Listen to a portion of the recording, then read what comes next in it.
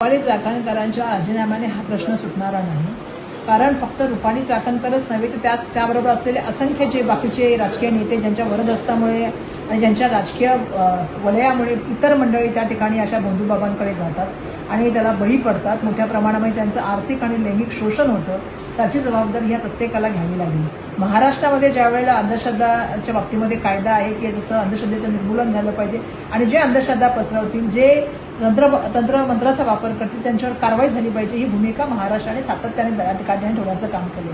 महाराष्ट्र जर म्हटलं तर छत्रपती शिवाजी महाराज, शाहू फुले, आंबेडकरांचा महाराष्ट्र म्हणून महाराष्ट्र येतात. समाज सुधारकांचा मोठा इतिहास जो आहे तो महाराष्ट्राला आहे. अंधश्रद्धेविरुद्ध जीवनाचे आपले जे आहे ते नरेंद्र दाभोळकरांनी जे आहे ते अर्पण करण्याचं काम केलं. शाह मानव सातत्याने त्या संदर्भामध्ये बोलण्याचं काम करतात आणि अशा वेळेला फक्त रुपाली चाकणकर यांचा राजीनामा हे याचं सोल्युशन असू शकत नाही. या पूर्ण प्रकरणाची जी आहे ते SITच्या माध्यमातून चौकशी केली पाहिजे. या पूर्ण प्रकरणामध्ये जी मंडळी राजकीय वलयामध्ये इतर मंडळी आहेत त्यांची सुद्धा चौकशी केली पाहिजे. तंत्रमंत्र करणारे मंत्री कोण आहेत याची सुद्धा एकदा यादी जाहीर झाली पाहिजे आणि याच्या माध्यमातून त्यांच्यावरती कारवाई व्हायला पाहिजे ही अपेक्षा करते.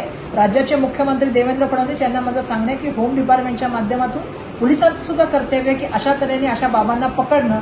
मला ज्या महिलेने धैर्य दाखवून मोठ्या प्रमाणामध्ये ही समोर येऊन ही तक्रार केली त्या महिलेला त्या ठिकाणी मी तिची कौतुक करते. पण अपेक्षा करते की येणाऱ्या काळामध्ये पोलिसांच्या माध्यमातून अशा कारवाया ज्या होतील आणि अशा बंधुभावांना त्या ठिकाणी शिक्षा देण्याचं काम सरकारच्या माध्यमातून होईल. अशाच नवनवीन अपडेट्ससाठी डिजिटल कोल्हापूर चॅनेलला सबस्क्राईब करायला विसरू नका.